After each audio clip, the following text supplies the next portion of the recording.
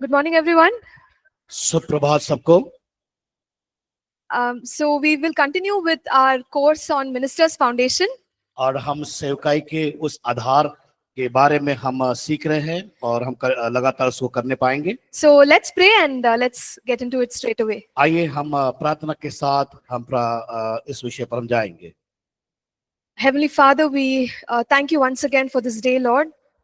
स्वर्गीय पिता, हम आपको धन्यवाद करते हैं आज के इस दिन के लिए। Father, we pray in the name of Jesus that your word will come alive. और यीशु के नाम से हम प्रार्थना करते हैं कि आपका वचन हमारे लिए जीवित हो सके। Father, we thank you that your word is living and active. और आपका जो वचन प्रभु जी हमारे जीवन में कार्य को करता है। Father, we pray that you will, Lord, you will renew our hearts and our minds. हमारे मनों को, हमारे हृदय और मनों को नया कीजिए। Father God, we pray that if there are attitudes in our hearts which are displeasing to you, Lord, that you will help us overcome them. प्रभु जी, अगर प्रभु जी आपके प्रति हमारा व्यवहार सही, रवैया सही नहीं हो, इस वक्त हम प्रार्थना करते हैं कि प्रभु जी अपनी आत्मा के द्वारा उसे सही करिए ताकि हम आपके करीब और बन सके। Father, we come into your presence with a grateful and a humble heart. प्रभु, हम आपके सम्मुख उस अनुग्रह और नम्रता के साथ आपके पास आते हैं। We commit this entire teaching time into your Prabhu hands, ji, Lord. सारे इस शिक्षण के समय आप शिक्षण को आपके हाथ में समर्पित करते हैं। In Jesus' name we pray. यीशु मसीह के नाम से मांगते हैं। Amen.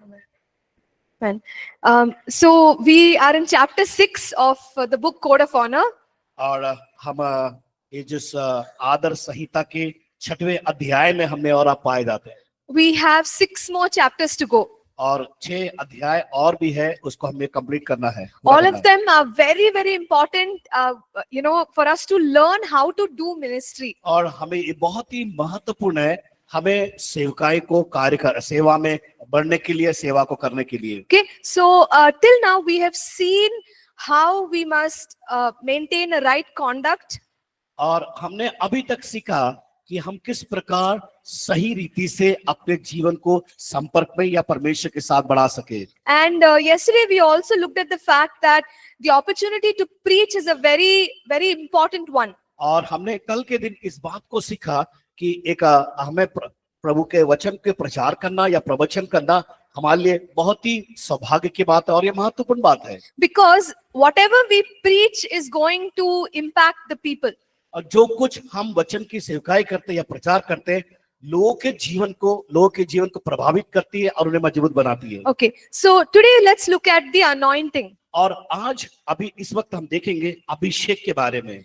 Anointing means the power and the presence of the Holy Spirit on our lives. हमारे अभिषेक का अर्थ या उसका परिभाषा हम इस प्रकार देख सकते हैं कि वो परमेश्वर का जो आत्मा और उसका जो अभिषेक है हमारे जीवन के अंदर बरकरार रह सके। The anointing enables us to serve God. और अभिषेक हमें सेवा करने में हमें बरकरार रखती है या बनाए रखती है। There are different kinds of anointings that God gives people. और परमेश्वर अपने लोगों को अलग अलग अभिषेक के द्वारा उन्हें कार्य को देता है। No, some have an anointing to teach. और किसी को ऐसे व्यक्ति है जो अभिषेक को प्राप्त करते हैं शिक्षा देने के लिए। Some have the anointing to lead worship. और किसी को अभिषेक किया जाता है आराधना की अगुवाई के लिए। Even if you look at the fivefold ministry offices, they're all different anointings. और जो 5 प्रकार की सेवकाई के अंदर हम देखने पाते हैं अलग अलग अभिषेक के बारे में बताया गया उस सेवा में। So we need the anointing to serve God. और हमें अभिषेक की आवश्यक है कि प्रभु की सेवकाई को हम कर सके। God gives us gifts and anointings to serve the people. परमेश्वर हमें अभिषेक और वरदान इसलिए देता है ताकि हम लोगों की सेवा कर सके। In 1 Corinthians 14 and verse 12, पहला कुरिन्थियों 14 अध्याय उसका 12 पद में इस प्रकार बताया गया। Paul says that we must desire for the gifts so that we can build the church. और हमें आत्मिक वरदानों की धुन में लगे रहना है ताकि वरदानों की उन्नति से कलीसिया की उन्नति हो सके। So why is God giving us gifts and anointing? क्यों परमेश्वर हमें अभिषेक और वरदानों को देता है? For the building up of the church. ताकि कलीसिया की उन्नति हो सके। Who is the church? कलीसिया कौन है? Building क्या भवन? People, right? लोग। So we are the church. हम कलीसिया हैं। And God gives gifts and anointings to build people. तो परमेश्वर लोग को बढ़ाने के लिए या बढ़ोतरी उस व्यक्तिगत जीवन में उन्नति को पाने के लिए वो अभिषेक और वरदानों को प्रदान करता है। Okay, so we must not misunderstand that the anointing has been given to make us very special or great. और इस बात से हमें संदेह नहीं करना है कि परमेश्वर हमें जो अभिषेक और वरदानों को देता है, हम अपने आप को बड़ा व्यक्ति बनाने के लिए नहीं और किसी अपने आप को अलग करने के लिए नहीं। See, usually when the anointing of God is at work, जब परमेश्वर का अभिषेक हमारे ऊपर काम करता है, there is boldness. हमारे अंदर हमें हिम्मत मिलती है। There is power, there is strength. और हमें सामर्थ मिलती है और हमें वो बलवंत मिलता है। We receive revelation, understanding. और हमें परमेश्वर की समझ और प्रकाशन हम प्राप्त करते हैं। So many times when we are ministering under the anointing, it's as if we are a different person. और जब हम अभिषेक के अंतर्गत हम प्रभु की सेवकाई करते हैं, हम देखते हैं अपने आप में एक परिवर्तित व्यक्ति को हम एहसास करते हैं। So who we are is not who we are under the anointing. हम वो है जो हम अभिषेक के अधीन में रहने वाले लोग हैं। So we are not what we are under the anointing. हम वैसे ऐसे व्यक्ति नहीं है कि हम हमेशा उस अभिषेक के अंतर्गत हम रहे। See, we all have our own personalities. हम सबके पास एक व्यक्तिगत पहचान है। For example, if I'm a very shy person, I may be very bold under the anointing. If I may be a shy person, but I may be very bold under the anointing. और हो सकता है मैं एक साधारण व्यक्ति हूँ, लेकिन मेरे अंदर वो एक ढाढ़स या हिम्मत मेरे अंदर है बोलने के लिए, उस लोगों के सामने खड़े होने के लिए। So sometimes, you find when you're preaching, you're very bold. हो सकता है कई बार मैं प्रचार अगर करती हूँ, वचन को सेवकाई करती हूँ, उसमें मेरे अंदर बड़ा हिम्मत और बलवंत सामर्थ को मैं देख नहीं पाती हूँ। Because of the anointing. कारण उसका क्या है कि पर उस अभिषेक के कारण। But when I'm not preaching, you might find that my personality is very different. हो सकता है अगर वो व्यक्ति प्रचार नहीं कर रहा है तो आप उस व्यक्ति को साधारण तौर से बिल्कुल एक साधारण व्यक्ति के तौर से आप उसको देखने पाते हैं। So what happens is sometimes we think that we are who we seem to be under the anointing. कई बार हम व्यक्ति को देखते हैं, हमारा जो दृष्टि उसके ऊपर होती है उससे हटकर वो व्यक्ति होता है जब वो अभिषेक को पाया हुआ होता है। Okay, so we have to be very clear that it's the anointing that's giving us that extra strength or that extra courage. और एक बात याद रखना, जो अभिषेक हमने पाया है वह हमारे अंदर दूसरे कामों से बढ़कर या दूसरी चीज से बढ़कर हमारे अंदर एक अलग सा वो सामर्थ्य हमें प्रदान करता है कामों को करने के लिए। But in normal activities, we may not be like that. और हम साधारण कोई काम कर रहे हैं उसमें उस प्रकार नहीं है हम। Okay, so our identity is not the anointing, who we look like under the anointing. हमारी पहचान उस प्रकार नहीं है कि हम अभिषेक के अधीन में हैं। But our identity is who we are in Christ. और हमारी जो पहचान है मसीह में हम कौन है। Okay, so we need to have that sense of completion, fulfillment in Christ. और हमें इस बात को सोचना है कि मसीह में हमारी पूर्णता क्या है, वास्तविकता क्या है। So in the Old Testament, when God asked people to prepare the anointing oil, और हम देखते हैं पुराने नियम में जब जो लोग अभिषेक के लिए जो तेल का जब इस्तेमाल करते थे, God gave them a very special formula. और परमेश्वर एक विशेष फार्मूला या विधि को प्रदान करता है। And he told them, don't ever make this anywhere else. और इस चीज का इस्तेमाल और कहीं नहीं करना करके बताया गया है। So the anointing is very special and unique. और जो अभिषेक है एक विशेष है और चीजों से हटकर है। And anointing is pure. और जो अभिषेक है एकदम पवित्र है या शुद्ध है। So what did God say? He said, don't make a duplicate or a copy of the anointing oil. और यहाँ पर बताया गया है कि वो उसमें कोई नकली काम नहीं है और कोई उसमें नकल का काम नहीं करना। उसमें असल चीज, असली चीज है जो अलग हटके जो अभिलाषाओं से दूर करता है। Okay, so you see, we cannot copy any anointing. हम किसी की कोई भी अभिषेक पाया व्यक्ति या अभिषेक का हम नकल नहीं कर सकते। Okay, and sometimes people try to sort of show that anointing, but it cannot happen. कई बार कुछ लोग प्रयास करते हैं लेकिन उनके जीवन में वो हो नहीं पाता। Because anointing is from the Holy Spirit and it is pure. और जो अभिषेक है वो परमेश्वर की ओर से है, उसमें कोई किसी प्रकार का उसमें मिलावट नहीं है, बल्कि वो शुद्ध है, पवित्र है। So we cannot duplicate the anointing. हम अभिषेक को हम नकल नहीं कर सकते या नकल करके इस्तेमाल नहीं कर सकते। Okay, or we cannot imitate somebody's anointing. और हम किसी के अभिषेक का नकल नहीं कर सकते। All right. So what happens sometimes is that in the Christian world there are new things that come up. हम देखते हैं इस संसार के अंदर बहुत से ऐसी नई चीजों का आरंभ होते हुए नई बातों को हम देखने पाते हैं। For the release of the anointing.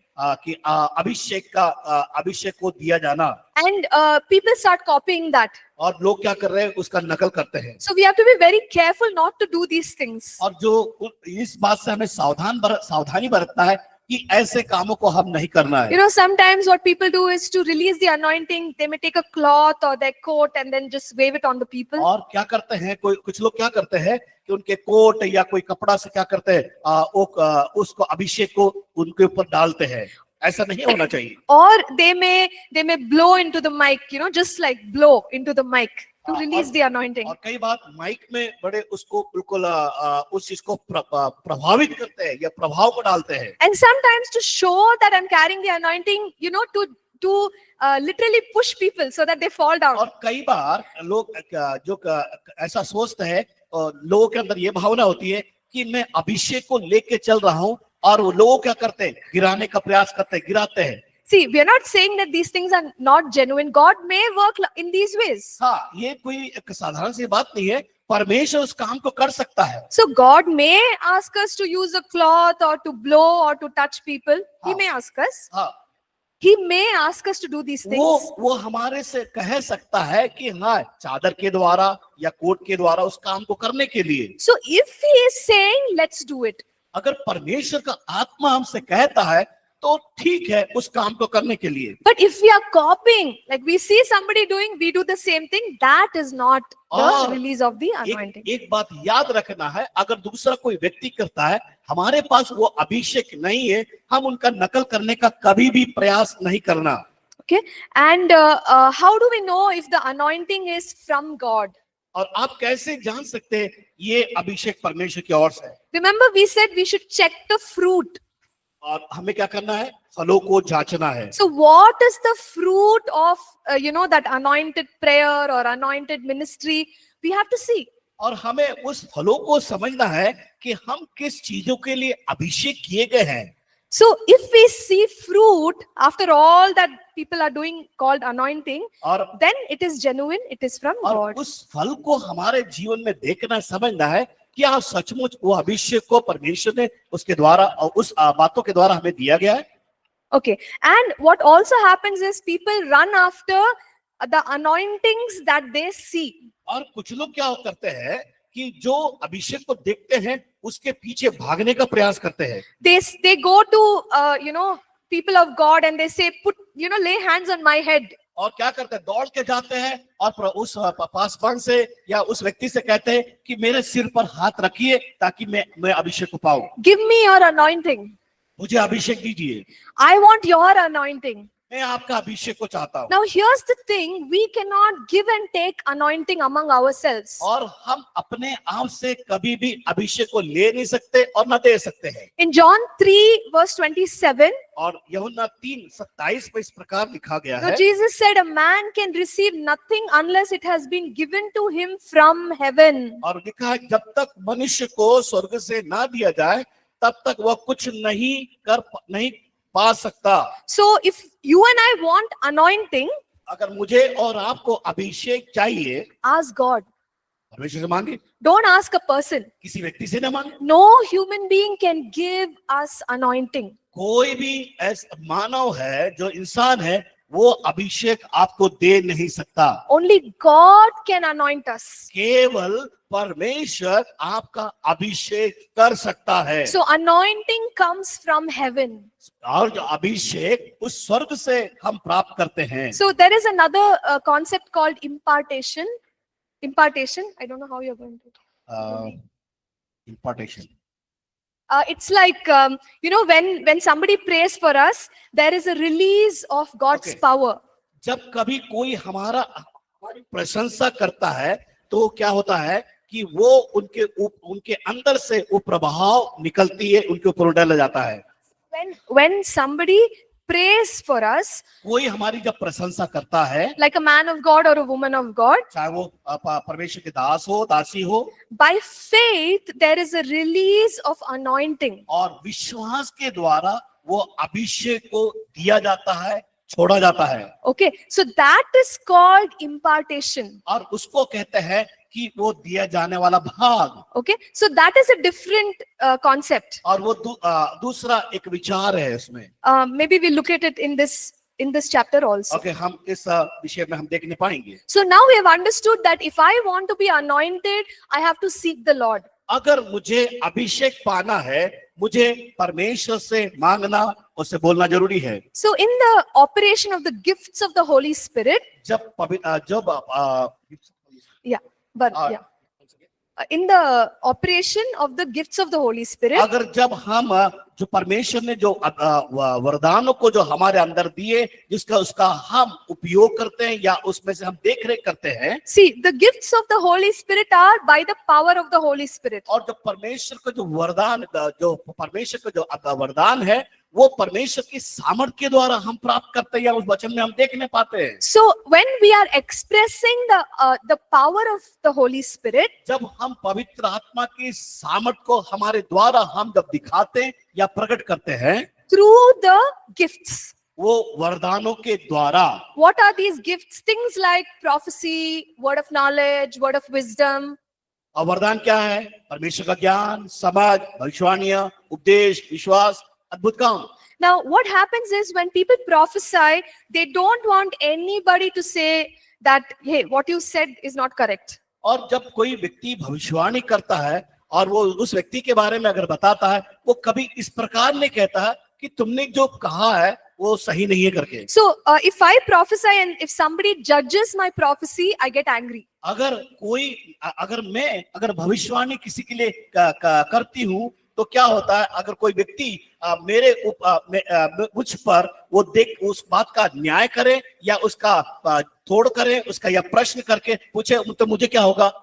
मुझे बुरा लगेगा, मुझे क्रोध आएगा। That attitude is wrong. अगर ऐसा करते हम उसका विरोध करते हैं, वो रवैया हमारा सही नहीं है। Because कारण the Bible says that we must judge prophecy. और हम क्या करना है? भविष्यवाणी को जांचना बहुत जरूरी है। So any word that people tell you as a prophetic word, you don't have to swallow it immediately. अब एक बात याद रखना, कोई भी व्यक्ति आपके लिए भविष्यवाणी करता है या शब्दों को कहता है, तुरंत उसे हमें अपनाना नहीं है, लेकिन हमें इसे समझना बहुत जरूरी है। Okay, in 1 Corinthians 14 and verse 29, हमें क्या करना है? पहला कुरिन्थियों उसका 14 अध्याय उसका 29 में हम देखने पाते हैं। let 2 or 3 prophets speak and let the others judge. एक बार याद रखना, वचन में कहता है भविष्यवक्ताओं में से 2 या 3 बोले और शेष लोग उनके वचन को परखे। 1 Thessalonians 5 verse 20 and 21. पहला थिस्सलुनीकी 5 अध्याय उसका 20 और 21 पद में लिखा है, Do not despise prophecies. भविष्यवाणी को तुच्छ न जानो, Test all things, hold fast what is good. सब बातों को परखो, जो अच्छी है उसे पकड़े रहो। Okay, so just because we are prophesying by the anointing, we should not tell people you have to listen to what I'm saying. और अब जो भविष्यवाणी है वो परमेश्वर के द्वारा अभिषेक किया गया है, हमें लोगों को ये नहीं कहना है कि मेरी तुम सुनो। And don't judge my prophecy. मेरे जो भविष्यवाणी को ना परखो। Okay, because the Bible says that every prophecy has to be tested. और परमेश्वर का वचन कहता है कि हर एक जो भविष्यवाणी जो है परखे वचन के द्वारा परखे जाते हैं। If God confirms it to you, then believe it. अगर परमेश्वर उस बात से सहमति देता है तो ही उस पर विश्वास करना है। But if one person says something only once without confirmation, do not believe it. अगर कोई एक व्यक्ति बिना सहमति के कहता है उस बातों पर आप कभी भी विश्वास नहीं करना। Okay.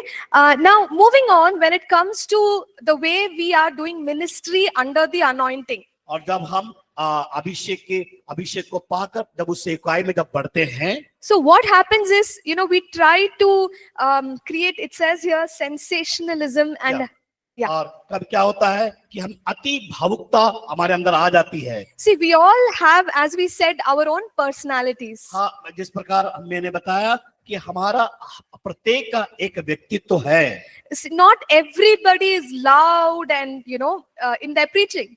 और हो सकता है कोई व्यक्ति ऐसे जोर से चिल्लाकर जो ऊंचे शब्द में प्रचार नहीं कर सकता।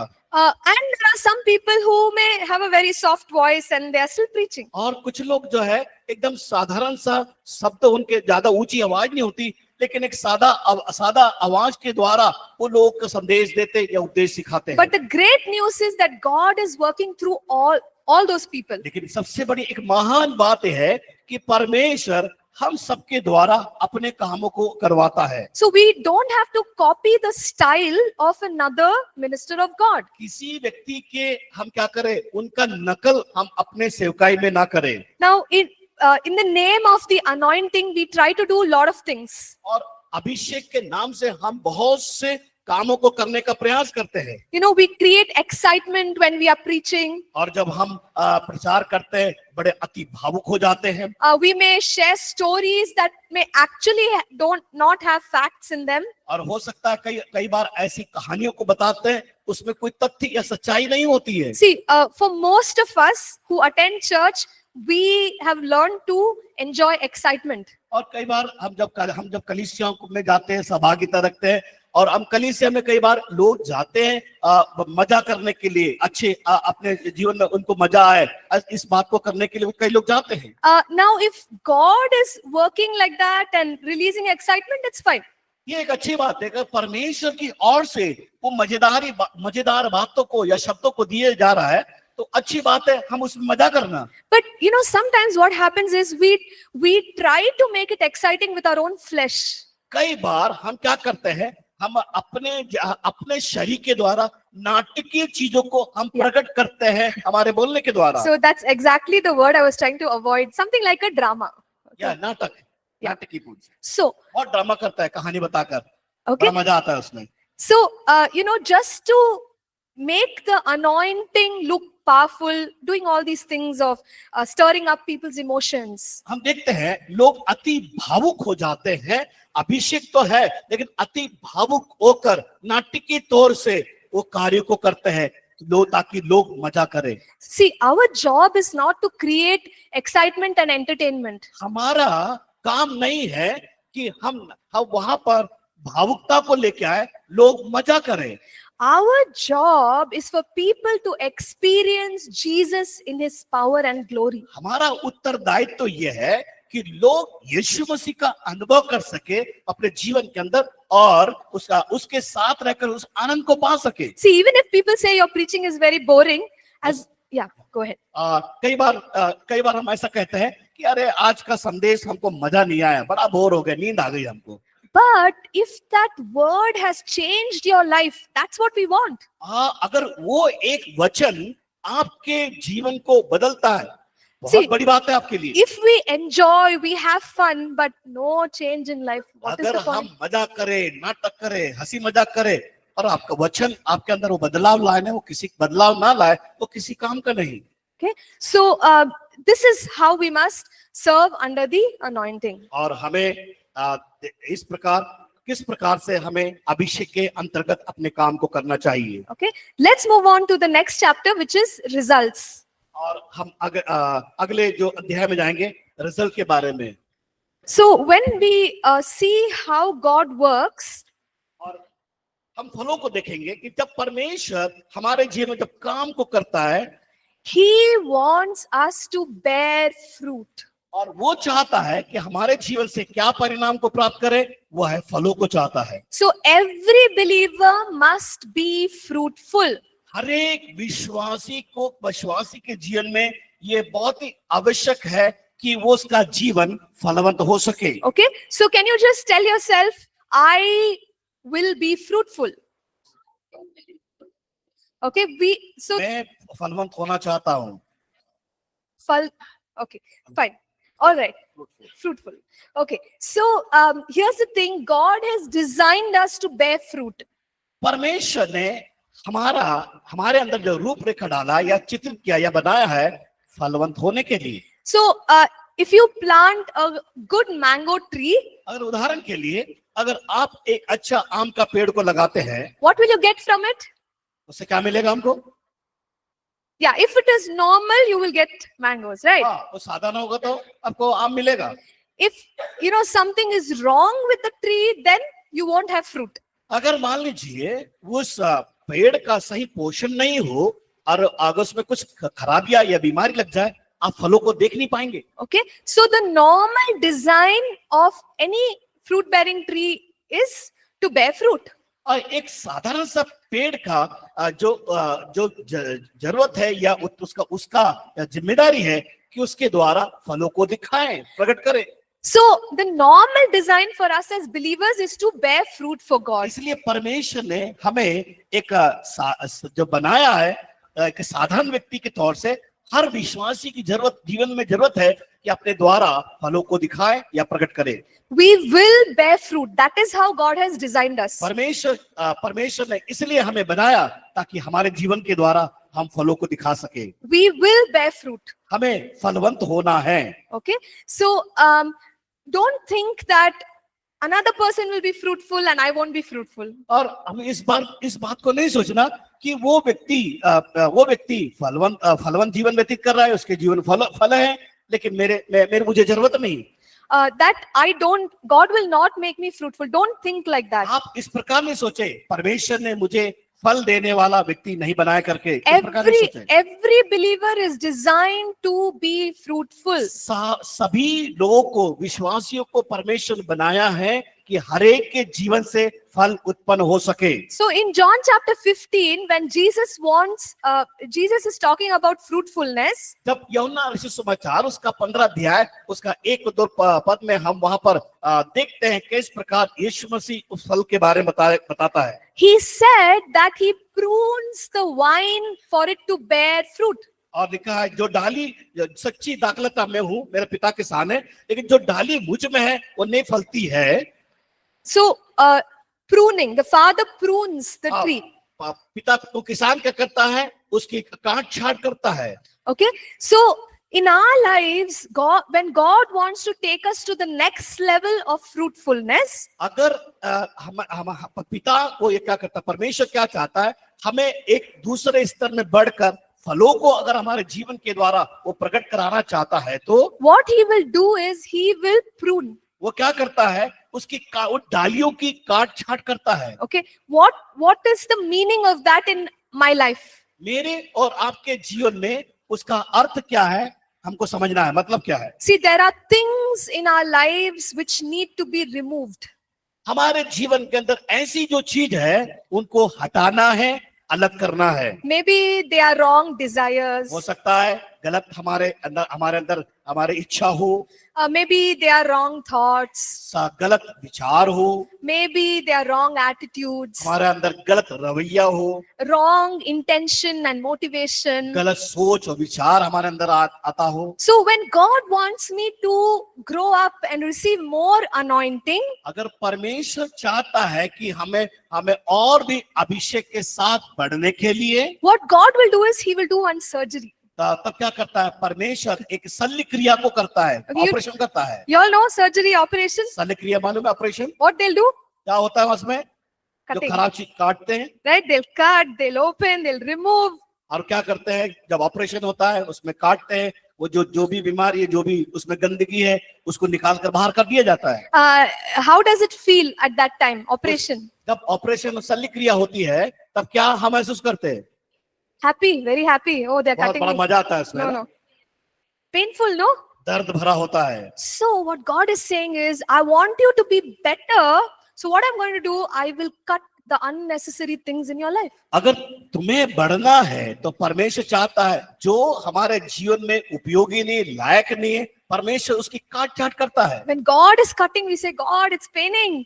अगर परमेश्वर जब हमारे हमारे हमारे जीवन में वो काटता है तो हम कहते हैं क्या तो दर्द हो रहा करके, I don't like it. Stop it. मुझे ये चाहिए नहीं, मुझे मेरे जीवन में जरूरत नहीं, रोक दो। God is saying, if I don't do the surgery, अगर मैं शल्य क्रिया नहीं करूं, ऑपरेशन नहीं करूं, how will you be better? कैसे बदलाव आएगा, कितना कैसे अच्छा होगा? So you have to allow me to take off those evil things within you. मेरे अंदर जो कुछ जो भी बुराइयां है, बेकार की चीज है, परमेश्वर मैं उसको अपने हाथ में देता हूं ताकि उस मेरे जीवन से निकाल सके। So God will remove those things and then we will become more fruitful. और परमेश्वर जब उसको निकालता है तभी हम बहुत ही फलवंत हो सकते हैं, फलवंत बनते हैं, फल हमारे अंदर हम देख नहीं पाते हैं। Now if we don't bear fruit, अगर हम फलों को अपने जीवन के द्वारा नहीं दिखा सके, John 15 gives a very serious response to that. और अगर हम काट छाट नहीं करते, हम फलों को हम हमारे जीवन में नहीं देखते, यूहन्ना की उस पुस्तक में, हम पत्री में बहुत ही एक गंभीर बातों को वहां पर बताया गया है। It says that the father, he will cut off the branches. और क्या करता है, उस डाल को पिता काट देता है। Okay, so God wants us to bear fruit and we are designed to bear fruit, but we must be willing. परमेश्वर चाहता है हमारे जीवन से फल देखने पाए, अगर नहीं फलती है उसे वो काटने का प्रयास करता है। So when we are serving the Lord in the ministry, we must expect God to bless our work. जब हम सेवकाई में हम बढ़ते हैं, सेवा हम करते हैं, इस बात को याद करना है कि हमारी प्रार्थना और हमारी इच्छा यह होना चाहिए कि परमेश्वर हमें हमारी उस सेवकाई को आशीष कर सके। Jesus told this parable of the talents. और हम देखते हैं कि यीशु मसीह ने वहां पर दृष्टांत बताया है, वहां पर एक कुछ दृष्टांतों को दिया गया है of the talents. वरदानों के बारे में। That talents should multiply. उस जो तोड़ा आपको दिया है, जो वरदान दिया है, उसको आपको बढ़ाना है। So whatever gifts God has given us, He is expecting us to multiply. जो कुछ वरदान परमेश्वर ने हमारे जीवन में या हमारे हाथों में दिया है, वो परमेश्वर यही चाह रखता है कि उस वरदानों को, तोड़े को हमें बढ़ाना अपने जीवन के अंदर। God is expecting that our ministry, our service will bring increase. और परमेश्वर हमारे जीवन से चाहता है उस जो सेवा प्रभु ने हमें दिया, वो सेवा को बढ़ते हुए देखना चाहता है, बहुगुणित होते देखना चाहता है। It is when we are able to bear fruit like this that He will say, "Well done, good and faithful servant." जब ऐसे फलों को हम अपने जीवन से प्रकट करते हैं, तब परमेश्वर इस बात को कहता है, तुम बहुत अच्छे दास हो, तुमने अच्छे काम, तुम विश्वास योग्य दास हो, तुम थोड़े में विश्वास योग्य रहे हो। Okay, so we have to always think of how to improve, how to go forward. हमेशा हमें यह सोचना है, मुझे कैसे आगे बढ़ना है, मुझे अपने आप को किस रीति से बढ़ोतरी को पाना है। Okay, sometimes in companies we do that, performance appraisals and all that. आप कंपनियों में जहां नौकरी करते हैं, इस बात को देखते हैं कि वहां आपके कामों का परिणाम देखा जाता है, इस प्रकार आपको बढ़ोतरी दी जाती है। So why not even in the ministry we see growth, we work in such a way that it is effective. कई बार सेवाएं हमारी बहुत ही प्रभावशाली होती है और उन बढ़ोतरी को हम कई बार देख नहीं पाते, उसका कारण क्या है? So when we talk about bearing fruit, we must also remember that it will take time. एक बात याद रखना, अगर परमेश्वर हमारे जीवन चाहता है फल हमारे जीवन के द्वारा फल दिखाई दे, लेकिन कई बार उस फल को बढ़ने के लिए समय लगता है। If you ask A lot of pastors, they will tell you how hard it was to start the church. और आपका उन पासवानों से पूछो और उनसे बातचीत करो, तब आपको बताएंगे कि एक कलीसिया को प्रारंभ करने में कितनी कठिनाइयों का सामना करना पड़ता है। Maybe they were the only person, or they and their, spouse, husband, wife, they started the ministry. कई बार हम देखते हैं ऐसे लोग, वो अकेले सेवकाई को प्रारंभ करते हैं या अपने पत्नी परिवार के साथ मिलकर उन सेवाओं को प्रारंभ करते हुए हम देखने पाते हैं। So many sacrifices, so many challenges. बहुत सारी चुनौतियां, बहुत सारे बलिदानों को उनके जीवन के द्वारा, And they have served with commitment to many years. और उन्होंने समर्पण के साथ कई वर्षों से उस सेवाओं को किया। So after a long time, they may have started seeing the church growing. और कुछ समयों के बाद या वर्षों के बाद हम देखने पाते हैं कलीसिया की बढ़ोतरी या कलीसिया को बढ़ते हुए, A great growth comes. और वहां पर एक बड़ी बढ़ोतरी को हम देखने पाते हैं। See, but the point is, the fruitfulness takes time. एक बात याद रखना, फल आने के लिए आप फल का इंतजार करना है या फल आने के लिए समय लगता है। Sometimes what happens is we become negligent, or we kind of we give up. We become negligent or we give up. कई बार क्या होता है, हम अपने आप का तिरस्कार करते हैं, हम और हिम्मत हार जाते हैं। See, when you're in a running race and you want to reach the finish line, जब मान लीजिए आप एक दौड़ में दौड़ रहे हैं और उस जो लाइन को आपको पार करना है, the important thing is to keep running. तो बहुत महत्वपूर्ण बात यह है कि हमें दौड़ को बनाए रखना है। Sometimes we are very close to the finish line, but we give up. कई बार क्या होता है कि उस लाइन के पास तक हम पहुंच जाते हैं, लेकिन आप हिम्मत हार जाते हैं। We are not able to complete what God called us to do. और इसी प्रकार हम परमेश्वर की सेवा में, परमेश्वर हमको बुलाया, कई बार सोचते हैं और हिम्मत हार जाते हैं कि मैं कर नहीं पाऊंगा। See, the fruit may be on its way. फल अपने रास्ते या अपने उस प्रक्रिया में होगा। But when we say I give up, अगर कहते हैं कि मैं नहीं कर पाऊंगा, then what happens? You just missed bearing fruit. और क्या हो गया, आप क्या खो देंगे?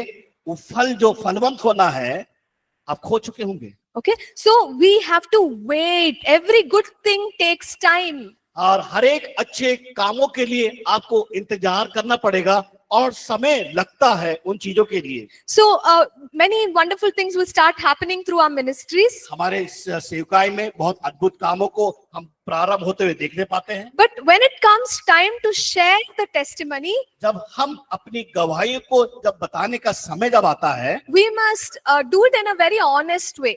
और हम बड़ी ईमानदारी निष्ठा के साथ हम करने का प्रयास करना चाहिए। So sometimes what happens, people say, they may have had a small meeting. अगर मान लीजिए एक छोटा समूह में एक छोटी सी सभा हो रही है, Maybe, they went to Africa and had a small meeting where 50 people came. No, not me. I'm just saying, if somebody went. अगर मान लीजिए उदाहरण के लिए एक व्यक्ति अफ्रीका देश में जाकर वहां पर एक छोटे समूह के बीच में जब सेवाओं का करता है, And only 50 people came. मान लीजिए केवल 50 लोग वहां पर इकट्ठे हुए, But they may come back and give a testimony that, oh, there was a mighty revival. Africa was changed. वहां से वापस अफ्रीका देश से वापस आते हैं और कहते लोग से, अरे वहां पर मैं गया था प्रचार करने के, बड़ा बदलाव को मैंने देखा, परिवर्तन को देखा, There was a mighty revival. अरे बड़ी जागृति को मैं देखा। But you see, it's not matching. What happened and what we are saying is very different. कई लोग बढ़ा चढ़ाकर बात करते हैं, वो हुआ तो नहीं है, लेकिन यहाँ पर लोगों को प्रसन्न करने के लिए बड़ी बड़ी बातों को कहते हैं। So these kind of things should not happen in Christian ministry. मसीह सेवकाई में ये बातें हमारे जीवन में नहीं होना चाहिए। Okay, we've got to be honest. हमें ईमानदार रहना है। Even here, when many times people come and say, I got healed, I'm healed. कई बार लोग इस प्रकार आप कहते हैं कि मेरे अंदर चंगाई को मैंने नहीं पाया, I am healed. मैं चंगाई को पाया हूँ। So if it is a condition which they had for a long time, sometimes we say, why don't you wait for some time, check with the doctor, then come back and share your testimony. और कई बार उस बात को कहते हैं, अच्छा एक काम करो, तुमने चंगाई तो पा लिया, एक काम करो, जाके डॉक्टर के पास जाओ, उसकी परीक्षण करो, जांच पड़ताल करो, फिर उसके बाद मेरे पास आके कहो। See, we have to be careful that when we are sharing testimonies and results, it must match what has happened. एक बात याद रखना, और सावधान रहना है कि जो गवाही आप दे रहे हैं वो सही है और उसको हमें परखने की आवश्यकता है। See, God does not need us to add what you call masala or something. masala. Yeah. So God doesn't want our help to make him look good. पर हम कभी भी इस प्रकार न कर बड़ा चढ़ाकर बिल्कुल तड़का डालकर उसको लोगों के सामने बोले। He has put tadka now. I said masala is okay. Fine. So moving ahead, whenever we provide reports, ministry report, जब कभी आप अपने सेवकाई की जानकारियां या उसका परिणाम के बारे में लोगों के पास आते हैं, we must also share the exact numbers. और हमें क्या करना है, सही नंबर को, सही बातों को हमें वहां पर बताना है। Okay, so now if we don't have exact, we can say around this much or estimate. और केवल हम इस प्रकार का नहीं दे, हाँ लगभग करके ना बोले कि हाँ इतने लोग हैं, अनुमानित स्पष्ट होना चाहिए आपका। Okay, so what happens is when people do ministry, they'll come back and say thousands of people had come. और कई लोग सेवा करने के बाद आकर किस प्रकार करते हैं, हजार सैकड़ों लोगों ने प्रभु यीशु मसीह को उद्धारकर्ता के रूप में ग्रहण किया। And these days you have camera, video, the way you pan the camera, it looks like thousands of people are there. हाँ, वो कैमरा को ऐसा घुमाते हैं बिल्कुल सैकड़ों लोग दिखाई देते हैं उसके अंदर। Yeah, so but the thing is, we know that only so many people came. आप जानते हैं कितने लोग आए हैं सभा में, So why can't we be honest about how many people came? और आपको ईमानदार बनना है, सही नंबर देना है, कितने लोग, 50 है तो 50, 100 है तो 100। Sometimes these things are done because of funding. और ये सब कार्य क्यों लोग करते हैं, पैसा कमाने के लिए। Okay, so the reason why we are discussing all this is you're all going to serve the Lord, in some or the other way. हम ये विषय के बारे में क्यों चर्चा कर रहे हैं, क्योंकि आप सब यहाँ पर जो आए आने वाले दिनों में प्रभु की सेवकाई में अपने कदम को रखने जा रहे हैं या करने जा रहे हैं। So this is not to say that people are like this, people are like that. अब हम इस प्रकार के वो लोग इस प्रकार है, वो लोग इस प्रकार है, ये ऐसा है, वो ऐसा करके नहीं। It's not because of that. We should not do these mistakes. एक बात याद रखना, वो कर रहे हैं तो मुझे भी ऐसा कर नहीं। हाँ, परमेश्वर की सेवकाई परमेश्वर ने बुलाया, उसके आधार पर होना चाहिए। Okay, the next thing is that when we serve God, जब कभी हम प्रभु की सेवा करते हैं, always remember that there have been people who have served God before you. और एक बात याद रखना, आपकी सेवकाई प्रारंभ करने के पहले या आपकी सेवा उस स्थान करने के पहले लोग पहले से वहां लोग थे, हो सकता है उन्होंने परिश्रम किया हो। Okay, and the scripture says that you should be careful how you enter into another man's labor. और एक बात देखना, इस सावधान रहना है कि जो अगर वहां पर हम अगर कदम रखे, इस बात को याद रखना है कि वो वहां पर किसी व्यक्ति ने परिश्रम किया, उसमें हमें सावधानी बरतना जरूरी है। Okay, so sometimes what we do is we get an opportunity and we try to say that we did everything. हाँ, कई बार हमें मौका मिल जाता है और हम कहते हैं अरे मैंने सारा चीज किया, मैंने सब कुछ किया, या कोई नहीं था करके। See, but there have been people for many years who have been, through their blood and sweat, they have built that ministry. लेकिन एक बात याद रखना, कोई ऐसा व्यक्ति वहां था जिन्होंने अपने खून पसीना एक करके, उन्हें कठिन परिश्रम करके वहां सेवाओं को किया। We may not even know how many people served before us. हमें नहीं मालूम हम हमारे पहले या हम उस स्थान में जाने के पहले कितने लोगों ने सेवाओं को दिया या सेवाओं को प्रारंभ किया। So we must not take all the credit to ourselves. सारा हम कहते सारा प्रतिफल या परिणाम हम अपने ऊपर ना ले।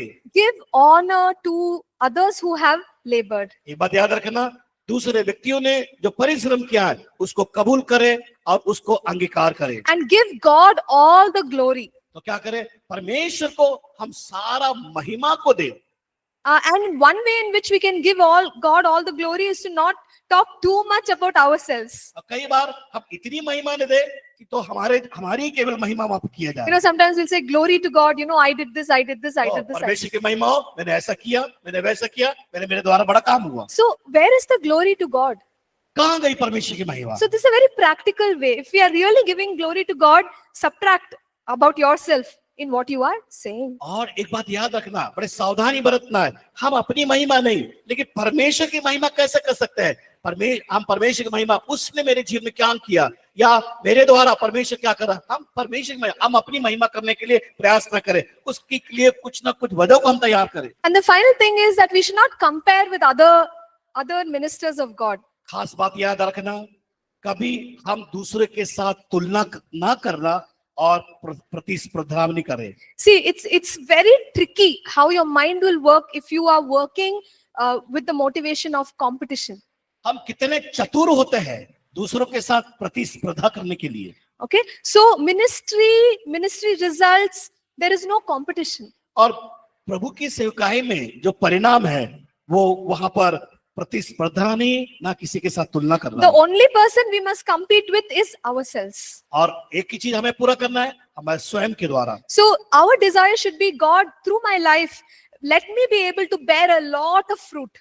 पर हमारी इच्छा यह होना चाहिए परमेश्वर के द्वारा कि मेरे द्वारा मेरे जीवन को मैं फलवंत कर सकूं और लोग फलों को पा सके। Make me a blessing to many people. और हम अपने आप को तैयार करें दूसरों के लिए आशीष का कान बनने के लिए। And God, I want to multiply every talent that you have given me. जो कुछ वरदान प्रभु आपने मुझे दिया है, मैं हर दिन उसको बढ़ा सकूं, उसके लिए गुणात्मक कर सकूं, उसके लिए अपने आप को तैयार करना And है। I will be honest in the way that I report और ministry results. मैं अपनी सेवकाई में सही परिणाम को देने के लिए मेरे अंदर ईमानदारी हो सके, सही निष्ठा हो सके। So now we will talk a little bit about how we should relate with other men and women of God. और हम कैसे इस बात को देखेंगे कि किसी परमेश्वर के दास और दासी या परमेश्वर के लोगों के साथ किस प्रकार हम संगति कर सकते हैं। In the Bible, Jesus introduced something called as the kingdom of God. और हम देखते हैं कि परमेश्वर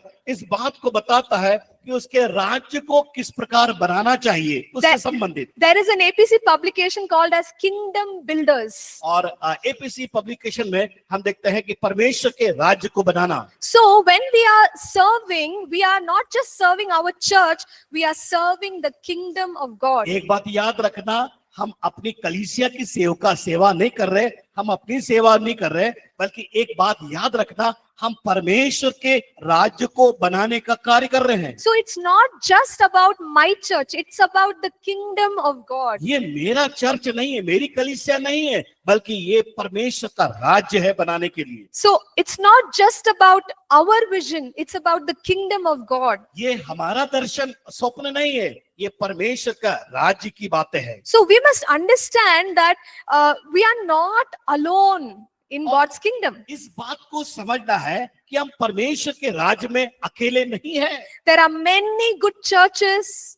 और बहुत से अच्छी कलीसियाएं हैं। There are many good pastors, leaders. और बहुत से अच्छे पासबान अगुवे लोग पाए जाते हैं। Everyone together is part of the kingdom of God. ये सारे लोग परमेश्वर के राज्य के भागीदारी हैं। Okay, so we must not behave like we are the only best church and the only best हम pastor. ऐसा व्यवहार नहीं करें, मेरी कलीसिया नंबर 1 है, मेरी कलीसिया बहुत अच्छी है, सुंदर है। Okay, and know that there are many people who are serving the Lord towards the harvest. और एक बात याद रखना, बहुत से लोग उस फसल को काटने के लिए तैयार, उसको इकट्ठा करने के लिए सेवाओं को कर रहे हैं। So many people have followed God sincerely from many generations. हम देखते हैं कई लोग पीढ़ी दर पीढ़ी उस सेवाओं को करने के लिए अपने आप को उसके राज्य के लिए सहभागी है। Today, if you and I are strong in the Lord, it's because of the revelations that they got from the Lord and passed it on to us. आज मैं और आप इतना मजबूत क्यों है, दृढ़ क्यों है? क्योंकि हम देखते हैं कि पिछले समय में लोगों ने उस पर उन लोगों ने हमारे लिए तैयारी किया, हमारे लिए प्रार्थना किया, हमें उत्साहित किया। So the point is, God's work is teamwork, kingdom work. और ये परमेश्वर की सेवकाई में इस बात को याद रखना है, ये अकेला का काम नहीं है, लेकिन मिलकर लोगों के साथ परमेश्वर के राज को बनाने के लिए। So we must have good relationships with other pastors and और हमें क्या ministers. करना है, सभी लोगों के साथ अच्छा रिश्ता स्थापित करना है, चाहे वो पासबान हो, चाहे विश्वासी हो, चाहे वो सेवक हो। You know, sometimes people are divided because of denomination. और कई लोग बटे क्यों हैं? क्योंकि संस्थाओं के कारण, अलग अलग सिद्धांतिक संस्थाओं के कारण। God did not make denominations. God did not make denominations. परमेश्वर ने कभी संस्थाओं का निर्माण नहीं किया। Okay, but based on the word of God, based on the truth, we can relate nicely with people of all और denominations. परमेश्वर के वचन के अनुसार, परमेश्वर के वचन के आधार पर हम लोगों को स्थापित कर सकते हैं, लोगों के साथ रिश्ता बना सकते हैं। See, as long as they are a believer and in the kingdom of God, we can set aside our doctrinal differences and relate in a good way. और हम क्या करें, लोग के साथ अगर रिश्ता बनाना है विश्वासियों के साथ, तो हमें क्या करना, हमारे सिद्धांतिक बातों को हमें अलग करके उनके साथ मिलना जुलना जरूरी है। Okay, so we have only 2 minutes left now. अब हमारे पास 2 मिनट का समय है। So if there are any questions or comments, we'll take that. Okay, आपके पास कोई विचार और कुछ प्रश्न है तो ये समय है। Yes. Pastor, there was one point in anointing that God will only gift you for your calling. Yeah. So if my calling is to preach and I'm gifted in like speaking and everything, Okay. but I also have like an interest in maybe like leading worship or something like that, and I'm trying to learn. And if I ask for anointing in that, will God not give it for me, even though it's not my calling in life? Okay. और यहाँ पर प्रश्न है, उस बहन ने पूछा कि परमेश्वर ने मुझे अभिषेक किया है वचन की सेवकाई करने के लिए, प्रचार करने के लिए। अगर मेरे अंदर इच्छा है कि मैं आराधना की अगुवाई करूं, मेरे अंदर कुछ ना कुछ बात है, लेकिन मैं चाहती हूं कि उस जो आराधना की अगुवाई करने के लगातार मुझे बढ़ने के लिए क्या मैं परमेश्वर से उस अभिषेक को मांग सकती हूँ, ताकि वो अभिषेक क्या मैं प्राप्त कर नहीं पाऊंगी? We can ask, but God will give aligned to our calling. और परमेश्वर से हम मांग सकते हैं, लेकिन हम अपनी बुलाहट को भी समझना बहुत जरूरी है। Okay, just tell me any popular worship leader's name. कोई आप Just आगे प्रसिद्ध आराधक के बारे में बता सकते हैं? प्रसिद्ध आराधक anything. Huh? Jeremy Riddle. Okay, Jeremy Riddle. So, for example, see, if God has called me to, I have teaching anointing. I'm using the उदाहरण same. के लिए अगर परमेश्वर ने मुझे बुलाया है शिक्षा को देने के लिए, अभिषेक किया है, So that is my primary anointing. वो मेरी जो अभिषेक है वो प्राथमिकता है, Now, प्राथमिक है। suppose I don't have the gifts. Remember, we said gifts and callings are connected. और हम देखते हैं कि जो परमेश्वर का वरदान और बुलाहट एक दूसरे के साथ जुड़ा हुआ है। So if I don't have the gift of music and singing, अगर मेरे पास जो गीत गाने का और बजाने का मेरे पास वरदान नहीं है, तो even if Jeremy Riddle takes buckets of oil, pours it on my head and prays for me, I won't be able to. हाँ, अगर मैं एक बकेट तेल को अपने सिर पर डाल दूं तो वो किसी काम का नहीं है। Okay, that person can lay hands on me, release all the anointing. Nothing will अगर कोई happen. व्यक्ति हमारे सिर पर हाथ रख के उस अभिषेक का रिलीज करता है तो वो किसी काम का नहीं। Okay, the thing is, you should have the gift. और बात यह है कि आपके अंदर वो वरदान होना चाहिए। So if I have the gift and I'm desiring the anointing, to some extent I'll receive, but I won't receive it to a great extent, because that's not my calling. अगर वरदान मेरे पास है, तो अभिषेक अगर वो अभिषेक मेरे जीवन में नहीं है तो वो किसी काम का नहीं, उपयोगी नहीं है। So anointing will work when gift is there, but it won't work if gift is not there. वरदान अगर वहां पर है तो अभिषेक काम करेगा, लेकिन जब वरदान वहां पर नहीं है तो अभिषेक का उपयोग नहीं है। Okay. Yeah. We have already crossed the time limit. So let's stop the class now and we'll come back. अब And take up समय other हो गया अधिक, लेकिन वापस Thank you. जल्दी हम आएंगे।